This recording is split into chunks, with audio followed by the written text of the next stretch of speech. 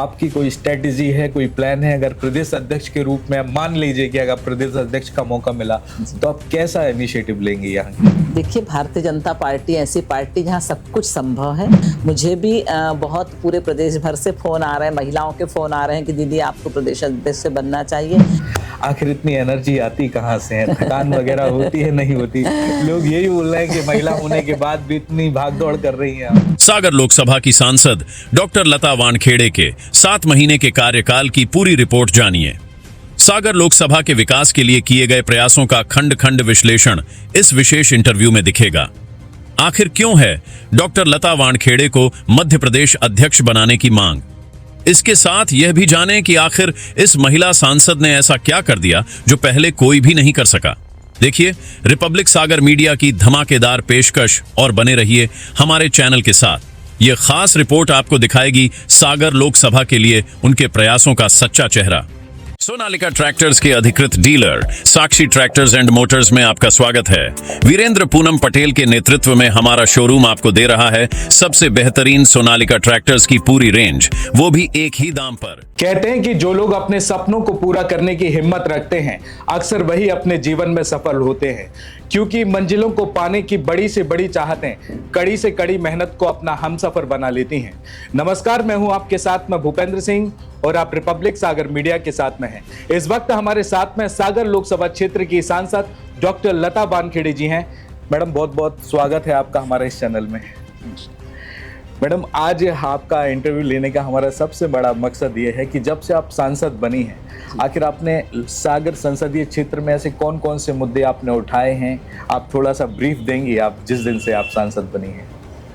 देखिए, मैं 4 जून को मैंने सबसे पहले विजयश्री हासिल की। उसके बाद मैंने जब 24 जुलाई को शपथ ली, उसके बाद से निरंतर मैंने अपने संसदीय क्षेत्र के लिए मेरा एक ही सपना है कि मैं ज़्यादा से ज़्यादा विकास कार्य कर सकूं। जो हमारे ऐसे चिर प्रतीक्षित मांगे हैं, जो जनता की भावनाओं के अनुरूप, उन पर मैं खरा उतर सकूं। इस प्रयास के साथ मैं निरंतर इन 6 महीनों में मैंने निरंतर प्रयास किया है कि मैं अपने क्षेत्र में बहुत सारी सौगातें दे सकूं। इसमें सबसे पहले मैंने जब सांसद में पहली बार बात की थी, जब मैंने पहली बार सांसद में मैं बोली थी, तब मैंने सबसे पहले रेल का मुद्दा उठाया था कि हमारे क्षेत्र में, हमारे संसदीय क्षेत्र में 3 जिले विदिशा के आते हैं, वहाँ रेल सेवाएं का अभाव है। तीनों विधानसभा में रेल सेवा नहीं है। तो मैंने सबसे पहले वहाँ नया ट्रैक बिछा के रेलवे लाइन की मांग की थी, जिस पे माननीय मंत्री जी ने मुझे आश्वस्त किया है। साथ ही सागर से लेकर नागपुर तक की ट्रेन की मैंने एक मांग की थी, जिसको हमारे मंत्री माननीय अश्विनी वैष्णव जी ने उसको स्वीकृत कर लिया है। उसका तुरंत अभी उसका DPR तैयार हो रहा है और एक नए ट्रैक का निर्माण करके यहाँ से सीधे नागपुर तक के लिए ट्रेन हो गई है। मैं तो पूर्ण रूपेण कह सकती हूँ कि हो गई है वो ट्रेन। तो ये मैं समझती हूँ कि मेरी सबसे बड़ी मांग को और जनता की मांग को मैंने पूरा करने का प्रयास किया है। उसके बाद निरंतर हमारे यहाँ जो और भी समस्याएं आती हैं, जैसे कि हमारे यहाँ एक मांग आई थी कि हम रोज़गार की समस्या को लेके कि सागर में ऐसे रोज़गार नहीं है, जिसके कारण हमारे बच्चे, हमारी प्रतिभाएं बाहर पलायन कर जाती हैं। तो अभी मैंने जब मैं सांसद में थी, तो मैंने सबसे पहले हमारे सागर लोकसभा में भारी उद्योग, हैवी इंडस्ट्रीज़ लगाने की मैंने मांग की है, जिसके तहत कोई बड़े कारखाने यदि हमारे यहाँ आते हैं तो हमारे लाखों लाख बेरोजगारों को, युवाओं को रोज़गार की संभावनाएं उसमें मिलती हैं। साथ ही मैंने माननीय गडकरी जी के विभाग में एक बहुत अभिनव एक मांग की है, जिसके तहत अभी मैं महाराष्ट्र चुनाव में थी। मैंने उत्तर महाराष्ट्र की 12 विधानसभाओं के में काम किया, जिसमें 5 जिले आते थे। उसमें नागपुर से लेके तो मुंबई तक एक समृद्धि महामार्ग एक्सप्रेस हाईवे बना है। तो जब मैं उस एक्सप्रेस हाईवे पे गई, उसी दिन मुझे क्लिक हुआ कि ये एक्सप्रेस मेरे मध्य प्रदेश में भी आना चाहिए। तो मैंने सीधे रीवा से लेके सतना, कटनी, दमोह, सागर, विदिशा होते हुए, भोपाल होते हुए उसको इंदौर और सीधे फिर वहाँ गुजरात से जोड़ने की मांग की है। और एक्सप्रेस हाईवे समृद्धि महामार्ग की तर्ज पर। तो उसके लिए भी माननीय मंत्री जी ने मुझे आश्वस्त किया है कि बहुत बहुत अच्छा सुझाव दिया है और बहुत जल्दी हम आपकी इस मांग को पूरा करेंगे। और फिर उसी रोड को दूसरी हमारी छतरपुर से होते हुए सीधे इधर सागर होते हुए नागपुर एक्सप्रेस हाईवे, तो ये एक हमारा बहुत बड़ा उसमें 4 लेन 6 लेन रोड बनती है, जिससे आवागमन सुलभ होता है। चूँकि हमारे यहाँ व्यापार के लिए काफ़ी लोग गुजरात जाते हैं, काफ़ी लोग महाराष्ट्र जाते हैं, राजस्थान जाते हैं। इस तरह से यदि हाईवे एक्सप्रेस बन जाता है तो हम आर्थिक तौर पे भी हमारा प्रदेश सशक्त होगा, उद्योग बढ़ेगा, व्यापार बढ़ेगा, लोगों की जो समय की बचत होगी। तो इस तरह से यह समृद्धि महामार्ग की हमने जो कल्पना की है, मुझे लगता है उसको बहुत जल्दी साकार होगी और मध्य प्रदेश में एक्सप्रेस हाईवे बनेगा। फिर मैंने तीसरी मांग की है स्किल डेवलपमेंट। चूँकि मैं उसकी समिति में भी हूँ, परामर्शदात्री समिति में स्किल डेवलपमेंट की मुझे लिया गया है, तो मैंने हमारे जो मंत्री हैं जयंत चौधरी से उनसे भी मांग की है कि हर ब्लॉक में, हमारा बुंदेलखंड बहुत पिछड़ा हुआ है, महिलाओं को कोई रोजगार के साधन नहीं है, इसलिए हमने उनसे कहा कि हर ब्लॉक स्तर पर हम स्किल डेवलपमेंट के सेंटर खोलें, महिलाओं के लिए एक छोटी मैन्युफैक्चरिंग यूनिट लगाएं और कपड़ों का सारा काम महिलाओं को दे दें, ताकि महिलाएं उसमें एक्सपर्ट भी होती हैं और उनको बहुत जल्दी वो कैच करती हैं कपड़े के काम को। जितनी भी सरकारी वर्दियां होती हैं वो सारी महिलाओं के माध्यम से हो। इस बात को हमने माननीय मोदी जी से भी, प्रधानमंत्री जी से जब हम मिले तो हमने भी उनसे ये बात की, क्योंकि माननीय प्रधानमंत्री जी का जो सपना है कि देश में 3 करोड़ महिलाएं लखपति दीदी बने, तो लखपति दीदी कैसे बने इस दिशा में हमारे प्रयास चल रहे हैं। और ये लखपति दीदी यदि हमें बनाना है तो हमें अपनी बहनों को स्किल देना पड़ेगा। उसके लिए स्किल डेवलपमेंट के क्षेत्र में हमने बहुत हमारे प्रयास चल रहे हैं। उसके साथ ही हमने एयरपोर्ट की मांग, अगली बार एयरपोर्ट की बात बाद में करेंगे, पहले स्किल डेवलपमेंट की बात करते हैं। अब स्किल डेवलपमेंट के लिए एक कहावत है कि some time we are able to qualify that but we are not able to clear the process. Skill development के तहत में जितनी भी सरकार की योजना चल रही है काफ़ी समय से चलती हुई आ रही हैं। कई जगह भी हमने देखा है कि स्किल्स डेवलपमेंट सेंटर ओपन है, लेकिन सरकार ट्रेनर अपॉइंट नहीं करती। यानी कि वो जो योजनाएं हैं वो किताबों में तो लिखी जाती हैं, लेकिन उसका जो धरातल या ज़मीनी पे हम इम्प्लीमेंटेशन की बात करें, वहाँ पर क्षेत्रीय लोगों को उसका मतलब एडवांटेज उसका नहीं उठा पाते, ना वो स्किल्स पे उतना जनरेट एक्टिव हो पाते हैं, ना उनको उतना प्रॉपर रोजगार मिल पाता है। तो इम्प्लीमेंटेशन प्रॉपर तरीके से रहे, ट्रेनर सही तरीके से मिले, उनको ट्रेंड करें यहाँ के लोगों को, इस पे भी फोकस किया है आपने? बिल्कुल। जब देखिए मैंने स्वयं मांग की थी स्किल डेवलपमेंट कमेटी में आने के लिए, क्योंकि मेरा विषय है। मुझे लगता है कि नहीं, महिलाओं को ज़्यादा से ज़्यादा, और अब मैं चूँकि उसके लिए मैं एलिजिबल हूँ, मुझे अब मैं उस समिति में हूँ, तो मैं कहीं भी जाके इंस्पेक्शन कर सकती हूँ, किसी भी ITIs में मैं जा सकती हूँ, कहीं भी किसी भी स्किल डेवलपमेंट सेंटर में मैं जा सकती हूँ और उन पर मैं प्रभावी कार्यवाही कर सकती हूँ। अब मुझे यदि ऐसा लगता है कि वाकई वो संस्था है, चल रही है, सेंटर चल रहा है और वहाँ पर ट्रेनर नहीं है या वहाँ कोई किसी तरह की लापरवाही हो रही है, तो इसको बर्दाश्त नहीं किया जाएगा। मैं तत्काल उस पर मैं एक्शन लूँगी। और चूँकि मैंने मंत्री जी से भी इस विषय में बात की है कि इसको हमें यदि करना है तो पूर्ण प्रभावी तरीके से करना है। चल रहे हैं तो ऐसा नहीं कि केवल चल रहे हैं, कागज़ों में चल रहे हैं, हमें उस पर प्रॉपर इम्प्लीमेंट हमें करना है। और ये उन्होंने हमें आश्वस्त किया है कि नहीं, आप अपन बिल्कुल नए सिरे से पूरे आपके प्रदेश क्या पूरे देश में इस तरह के स्किल सेंटर के माध्यम से कितने लोगों को परिणाम मिला है, परिणाम मूलक होना चाहिए वो सब कुछ। तो इस दिशा में मेरा प्रयास बहुत सार्थक तरीके से चल रहा है।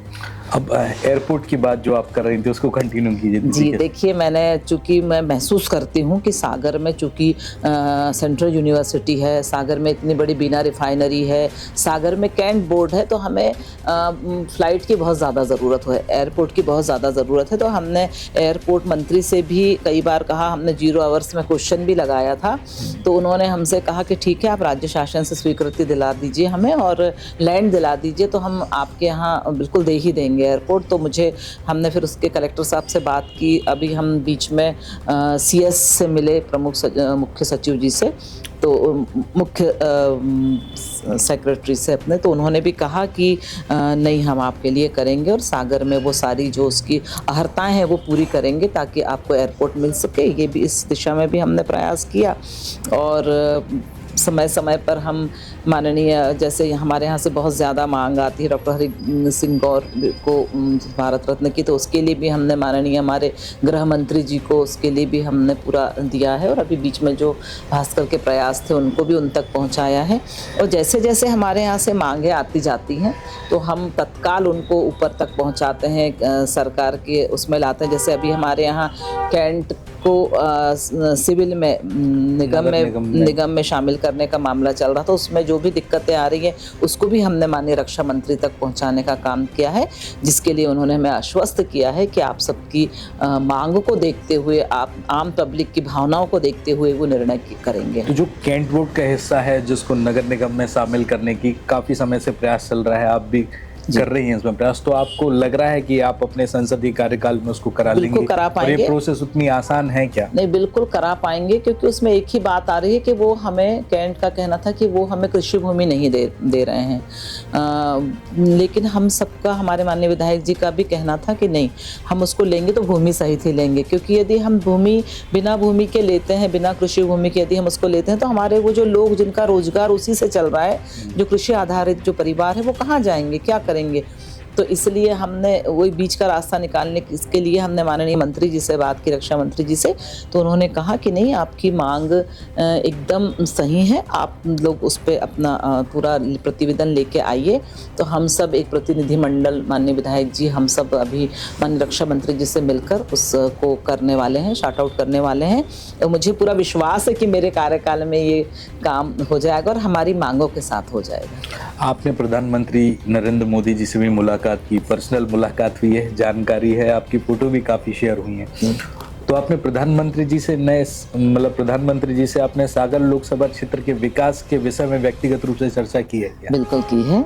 मुझे माननीय प्रधानमंत्री जी ने 12 मिनट का समय दिया। मैं बहुत अभिभूत हूँ इस चीज़ से कि देश के प्रधानमंत्री, जिनके लिए एक एक मिनट बहुत कीमती होता है, उन्होंने मुझे इतना समय दिया। और चूंकि मेरा बेटा भी बाहर जा रहा है तो उन्होंने उससे बहुत बातचीत की, बहुत उससे साथ में मैंने उनके पास केवल महिलाओं के सशक्तिकरण के लिए हम क्या कर सकते हैं, स्किल डेवलपमेंट की जो आपने बात की, मैंने उसी दिशा में उनसे भी बात की। तो उन्होंने कहा कि ये तो बहुत अच्छा विषय आप उठा के चल रही हैं और हमारी योजनाएँ चल ही रही हैं, यदि हमारी उन योजनाओं को गति देने में आप सब इस तरह से यदि सक्रिय होकर काम करते हैं तो हम अपने 3 करोड़ महिलाओं को लाडली दीदी बनाने की तरफ अग्रसर हो रहे हैं और उसमें हम पूर्ण सफलता प्राप्त करेंगे। सागर संसदीय क्षेत्र से आपको टिकट मिला, लगभग किसी को उम्मीद नहीं थी कि एक महिला प्रत्याशी आएंगे, उसको पार्टी टिकट भी देगी और इतनी ऐतिहासिक जीतों के वोटों के साथ उनकी जीत होगी। आप सागर संसदीय क्षेत्र में दूसरी महिला सांसद हैं जी। और अब आप सागर लोकसभा क्षेत्र को किस नज़र से देख रहे हैं कि इन 5 वर्षीय कार्यकाल में जो आपका अब शुरू हुआ है, कैसा हो सागर लोकसभा? देखिए, मैं सबसे पहले तो अपने सागर, अपने बुंदेलखंड में जो कलंक लगा है पिछड़ा, उस कलंक को धोना चाहती हूँ। मेरा सबसे बड़ा लक्ष्य यही है। मैं चाहती हूँ कि मेरे सागर में हर वो सुविधा हो, मेरे लोकसभा क्षेत्र में हर वो सुविधा हो जो एक महानगर में होती है। मैं भोपाल गया हूँ, मैं दिल्ली भी गया हूँ, सागर की जब बात करते हैं, इसी प्रश्न के लिए मैं बोल रहा हूँ, तो सागर को एक बड़ा गांव बोला जाता है। आज भी बोलते हैं लोग कि वो एक गांव ही है, वहाँ के लोग बुंदेलखंडी में बात करते हैं, ये करते हैं, वो करते हैं। और विकास के मामले में भी अभी तो काफ़ी विकास दिख रहा है, लेकिन उस तर्ज पर आप महानगर की जो बात कर रहे हैं, उस तर्ज पर कैसे ले जाएंगे? देखिए, सागर में बुंदेलखंडी बोली जाती है, ये हमारे लिए बहुत गौरव की बात है। और बुंदेलखंडी जैसी मीठी और सुंदर भाषा तो मुझे कोई नहीं लगती है, भाषा अपनी जगह। लेकिन सागर में जो प्रतिभाएं हैं, सागर में ज्ञान का भंडार है। हमारे सर हरि सिंह गौर विश्वविद्यालय होने के कारण और डॉक्टर हरि सिंह गौर जी ने हम सागर वासियों को जो दिया है वो अमोल है, अनमोल है, उसका कोई मोल नहीं है। क्योंकि मैं देखती हूँ यहाँ हमारा हर व्यक्ति, हर बच्चा पोस्ट ग्रेजुएट से कम कोई नहीं होता है, सब कम से कम पोस्ट ग्रेजुएट हैं। लेकिन हाँ, उनको उनकी जो योग्यता है उसके अकॉर्डिंग उनको अवसर प्राप्त नहीं हुआ है, तो वो अवसर मैं देना चाहती हूँ। और हर ऐसी कौन सी चीज़ है जो हमारे बच्चे नहीं कर सकते, इसलिए मैं बार बार मेरा इसी बात पे जोर रहता है कि नहीं, हमारी प्रतिभाओं को बाहर पलाने, क्योंकि हमारे जो प्रतिभावान बच्चे हैं सब बाहर चले जाते हैं। कोई पूना चले गए हैं, कोई मुंबई चले गए, कोई बेंगलोर चले गए हैं, कोई आउट ऑफ इंडिया चले गए हैं। तो मैं समझती हूँ कि हमारी प्रतिभाएं यहीं पर रहें और यहीं उनको उनकी योग्यता के अनुसार काम मिले, और वो हमारे सागर के विकास में, जिस तरह से हमारे मुख्यमंत्री जी माननीय मोहन यादव जी ने अभी कॉन्क्लेव की थी हमारे संभाग में, 27,000 करोड़ के निवेश यहाँ पर आए हैं। तो ये जो निवेश आए हैं ये कहीं ना कहीं हमारे बच्चों की तकदीर और तस्वीर बदलेंगे, और बहुत जल्दी हमारा सागर विकास की रफ्तार की ओर दौड़ेगा, और हम भी महानगर की श्रेणी में आने वाले हैं बहुत जल्दी। मैडम, एक प्रश्न है, मुझे नहीं लगता पूछना चाहिए, नहीं पूछना चाहिए, लेकिन मैं फिर भी पूछ रहा हूँ आपसे। जनप्रतिनिधि हैं आप, अगर हम बच्चों के एजुकेशन की बात करें तो आज के समय जो बच्चों का एजुकेशन चल रहा है वो चल तो ठीक रहा है, लेकिन कुछ जो सोशल मीडिया का जो एडिक्शन आ रहा है बच्चों में, ज़्यादातर किशोर अवस्था में, आप देखेंगे कि मैडम नई नई घटनाएं हो रही हैं। कुछ समय पहले एक रीवा की घटना थी कि एक है ना 16 साल के भाई ने अपनी 12 साल की बहन का रेप किया। वो घटना, अब उसमें भाई तो आरोपी बन गया, पुलिस ने आरोप भी बना दिया, FIR भी कर दी, उसको जेल भी डाल दिया। तो कहीं ना कहीं वो जो एडिक्शन है वो सोशल मीडिया पर चल रही जो पॉर्न साइट चलती हैं, एडल्ट साइट चलती हैं, वो इजी कनेक्टेड हो रही हैं आजकल किशोरों के साथ में। तो उनसे उनकी मानसिक विकृति बन रही है, जहाँ पर उनको एजुकेशन पॉजिटिव थिंकिंग पे जाना चाहिए, उनकी मानसिक लेवल कहीं से कहीं जा रहा है। तो इस पर भी हम एक अवेयरनेस कैंपेनिंग चला रहे हैं कि सरकार ऐसी तमाम वेबसाइट, पॉर्न वेबसाइट चल रही हैं जो नेगेटिविटी की तरफ ले जाती हैं बच्चों को, उन पर रिस्ट्रिक्शन लगाए। जैसे कि टिकटॉक पर रिस्ट्रिक्शन लगाया है इंडिया में, ऐसे इन तमाम वेबसाइटों पर रिस्ट्रिक्शन लगाया। तो इस पर आप कोई पहल करेंगे? बिल्कुल, मैं देखिए, जब मैं महिला आयोग की अध्यक्ष थी उस समय मैंने सरकार को अनुशंसा की थी ये कि पूर्ण साइट्स बिल्कुल बंद होना चाहिए, क्योंकि जितने भी ये इस तरीके से बलात्कार होते हैं या छोटे बच्चियों के साथ ये जो कांड होते हैं, मैं इसका कहीं ना कहीं मैं उत्तरदायी सोशल मीडिया को ही मानती हूँ, क्योंकि इस तरीके की साइट्स हमारे हर बच्चे के हाथ में आज मोबाइल है, चाहे वो किसी भी उम्र का हो, और कम उम्र में उसके दिमाग में ये सब बातें बहुत असर करती हैं और वो इस तरीके के अपराध कर बैठता है। इससे हमेशा से मैं इस बात की का समर्थन करती हूँ कि इस तरीके की चीज़ें नहीं होना चाहिए खुलेआम। यदि हैं भी तो उन पर इस तरीके से उन पर प्रतिबंध लगना चाहिए कि वो छोटे बच्चों तक उसकी पहुँच से दूर हो वो इस तरीके की चीज़ें।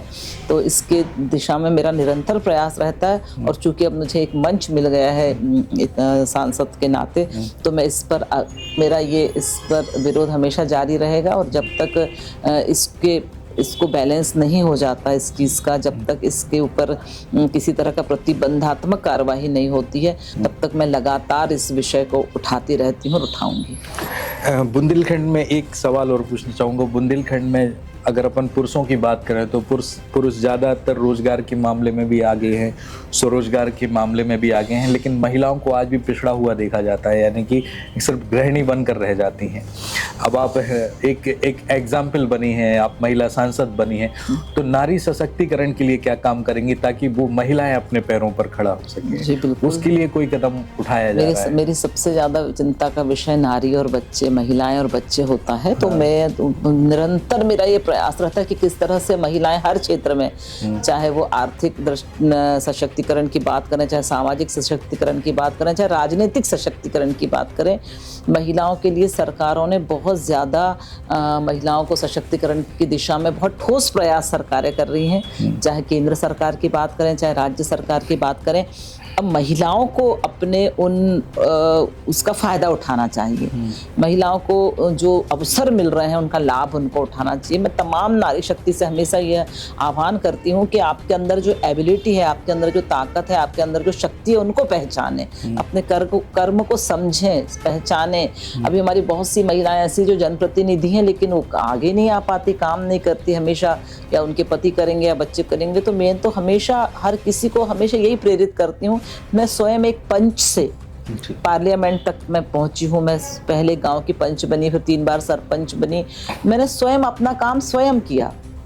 कभी ना मेरे साथ मेरे कोई पति आए, मेरा बेटा तो बहुत छोटा था, लेकिन मैंने स्वयं, अब आज मुझे लगता है कि नहीं, यदि मुझे भी नहीं आता था, लेकिन अब धीरे धीरे जब आप उस फील्ड में जाते हो तो आप सब कर सकते हो। मैं क्या कर सकती नहीं, मैं ही सब कुछ कर सकती हूँ, इस धारणा को मैंने अपनाया और आज मैंने ये मुकाम हासिल किया। मैं बाकी बहनों से भी कहती हूँ कि आप सब आइए, अवसर हैं आपके पास, उन अवसर का लाभ उठाइए और समाज के में आगे बढ़ने के लिए, हर दृष्टि से आगे बढ़ने के लिए, अपने परिवार को आगे बढ़ाने के लिए, अपने समाज को आगे बढ़ाने के लिए, अपने प्रदेश को आगे बढ़ाने के लिए, अपने राष्ट्र को आगे बढ़ाने के लिए अपनी महती भूमिका का निर्वहन करें।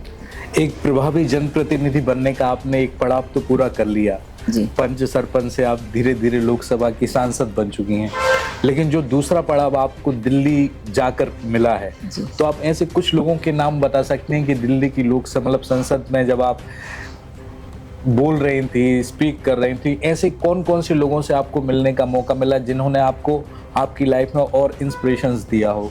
ऐसे कुछ और पॉलिटिशियंस के नाम जो आप ही की इन विचारधाराओं पे आगे चल रहे हो? मेरी पूरी, हम जब सांसद में बोलते तो हमारी पूरी पार्टी के लोग और हमारा पूरा गठबंधन हम साथ में बैठते हैं, साथ में बातचीत करते हैं। और मेरी तो आदत है कि मैं रोज़ किसी ना किसी से मिलती हूँ, उनके पास जाके बैठती हूँ। मुझे सीखने का बहुत शौक़ है, मैं हर किसी से कुछ ना कुछ सीखने का प्रयास करती हूँ और मेरा पूरा वरिष्ठ नेतृत्व वो मुझे बहुत अप्रिशिएट करता है, मुझे बहुत मार्ग प्रशस्त करते हैं मेरा कि नहीं तुम आगे बढ़ो। जैसे हम हमारे प्रदेश अध्यक्ष माननीय BD शर्मा जी भी वहाँ बैठते हैं तो हम उनके साथ भी बैठते हैं, माननीय शिवराज सिंह चौहान जी भी वहाँ बैठते हैं, हम उनके साथ भी बैठते हैं, और भी हमारे बड़े नेता, वरिष्ठ नेता जो वहाँ पर हैं तो हम सब मिलकर, सिंधिया जी के साथ भी मैं बैठती हूँ। और सभी हमारे बड़े जो नेता हैं हमारे प्रदेश के, माननीय कुलस्ते जी हैं और माननीय वीरेंद्र खटीक जी हैं, उनसे उन्होंने हमें, अभी हमारी संसदीय दल की बैठक हुई थी तो उन्होंने हम लोग को, क्योंकि वो हमारे सबसे सीनियर सांसद हैं, तो उन्होंने हमारे जो जितने भी नवनिर्वाचित सांसद हैं उन सबको बहुत सारे टिप्स दिए कि आपको कैसे काम करना है, कैसे जनता के बीच में जाना है, कैसे जनता का समर्थन हासिल करना है, कैसे जनता के कामों को गति के साथ करना है। ये सारी उन्होंने हमें प्रेरणा देने का काम किया और ऐसी समय समय पर हमारी बैठकें होती रहती हैं और हमारे वरिष्ठ नेतृत्व का हमें मार्गदर्शन मिलता रहता है, जिनका हम पूर्ण रूप से अनुकरण करते हैं। जैसा कि दीदी आपको पता है कि अभी है ना भारतीय जनता पार्टी के संगठन के चुनाव चल रहे हैं, अभी तक जिला अध्यक्ष घोषित नहीं हुआ है, तो जो जिला अध्यक्ष की चयन प्रक्रिया है ये कैसी चल रही है? संगठन कैसे निर्णय लेगा अभी जिला अध्यक्ष को लेकर? देखिए, हमारा संगठन पर्व लगभग 2-3 महीने से चल रहा है। अभी हमारे सबसे पहले तो बूथ अध्यक्षों का गठन हुआ, फिर मंडल अध्यक्षों का गठन हुआ, अब जिला अध्यक्ष के गठन की प्रक्रिया चल रही है। बहुत सारी प्रक्रियाएं होती हैं, पहले प्रदेश कमेटी बैठती है, फिर वो केंद्र कमेटी को जाता है, वहाँ से फिर होके आता है। तो बहुत जल्दी 1 या 2 दिन में हमारा जिला अध्यक्ष घोषित हो जाएगा, उसके बाद हमारे प्रदेश अध्यक्ष की प्रक्रिया शुरू होगी। प्रदेश अध्यक्ष की रेस में भी मैडम कई लोगों के नाम चल रहे हैं। अब सागर संसदीय क्षेत्र की, मतलब सागर बुंदेलखंड की हम बात करें, यहाँ भी कई तमाम लोगों के नाम चल रहे हैं, लेकिन एक मांग ये भी की जा रही है और सुनने में आई है कि इस बार प्रदेश अध्यक्ष में हो सकता है कि महिला नेतृत्व भी आए, तो कहीं ना कहीं महिला नेतृत्व में आपका नाम भी आया है। तो अगर संगठन आपको मौका देगा, जिस तरह से आपको सागर संसदीय क्षेत्र में मौका दिया है, तो आपकी कोई स्ट्रेटेजी है, कोई प्लान है? अगर प्रदेश अध्यक्ष के रूप में मान लीजिए कि अगर प्रदेश अध्यक्ष का मौका मिला तो आप कैसा इनिशिएटिव लेंगे यहाँ के लिए? देखिए, भारतीय जनता पार्टी ऐसी पार्टी जहाँ सब कुछ संभव है, जहाँ एक छोटे कार्यकर्ता को कहाँ से कहाँ बिठाल दिया जाता है। हमारे देश के यशस्वी प्रधानमंत्री इसका सबसे बड़ा उदाहरण है, जिन्होंने एक कार्यकर्ता के रूप में काम किया और आज देश के 3री बार प्रधानमंत्री हैं। इससे भारतीय जनता पार्टी में सब कुछ संभव है और भारतीय जनता पार्टी का कार्यकर्ता हमेशा इस बात से पूर्ण रूपेण आश्वस्त रहता है कि उसे कभी भी कोई भी जिम्मेदारी मिल सकती है और वो उसको निर्वहन करने के लिए हमेशा तैयार होता है। मुझे भी बहुत पूरे प्रदेश भर से फ़ोन आ रहे हैं, महिलाओं के फ़ोन आ रहे हैं कि दीदी आपको प्रदेश अध्यक्ष से बनना चाहिए, लेकिन मैं समझती हूँ कि यहाँ संगठन हमारा जब निर्णय करता है तो वो हमें स्वीकार्य होता है और शिरोधार्य होता है। यदि मान लो भारतीय जनता पार्टी का संगठन मेरे नाम पे विचार करता है तो मैं उस दायित्व के लिए भी तैयार हूँ पूर्ण रूप में। जो चयन प्रक्रिया इस बार भारतीय जनता पार्टी के संगठन के जितने भी प्रतिनिधि नियुक्त करने की है, जिला अध्यक्ष हो, प्रदेश अध्यक्ष हो या राष्ट्रीय अध्यक्ष हो, वो उनके कामों को देखकर नियुक्ति होगी या किसी के कहने मात्र से हो जाएगी? नहीं, ये भी नहीं, भारतीय जनता पार्टी के एक पूरी हमारे यहाँ एक आंतरिक लोकतंत्र है और उस आंतरिक लोकतंत्र की पद्धति के तहत हमारे यहाँ निर्णय होते हैं। और जिस तरह से अभी देखा हमारे यहाँ बूथ समिति से लेके तो पूरा प्रदेश अध्यक्ष से राष्ट्रीय अध्यक्ष तक का जो संगठन पर्व के तहत चुनाव हो रहा है, उसी तहत हमारा प्रदेश अध्यक्ष का भी चुनाव होगा। संगठन के क्रियाकलापों को देखते हुए संगठन में उस व्यक्ति की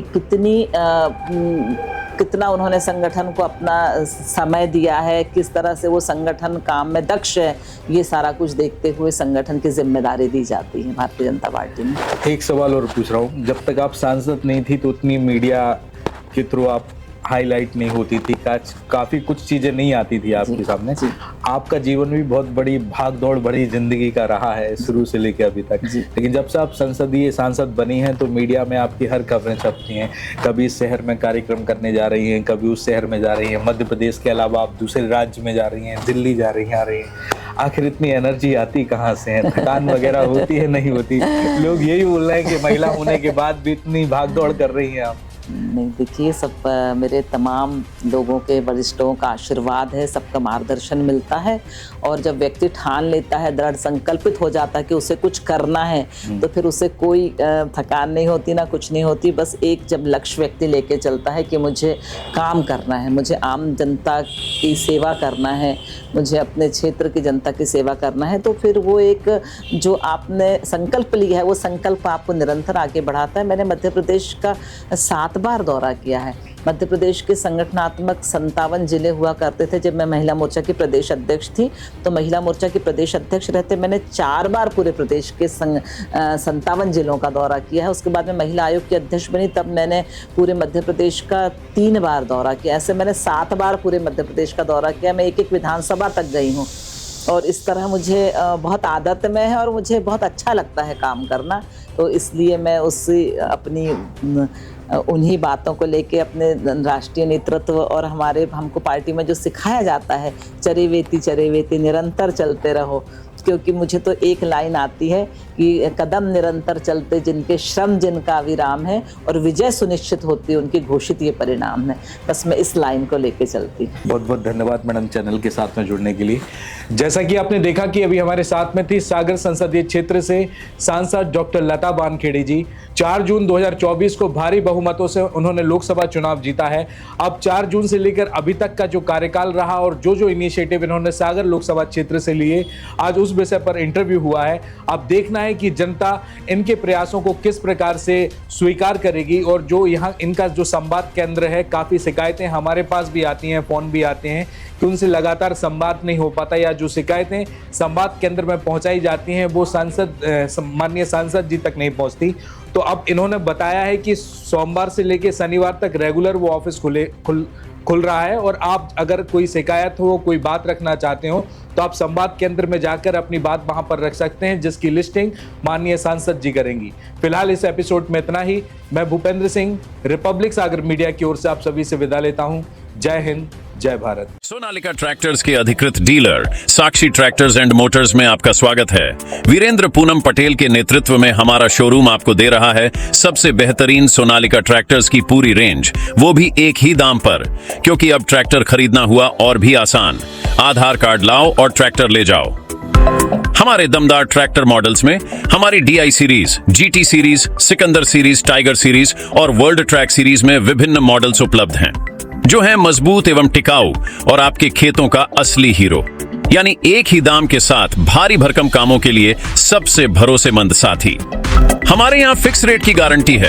हर ट्रैक्टर एक ही दाम पर ही उपलब्ध है।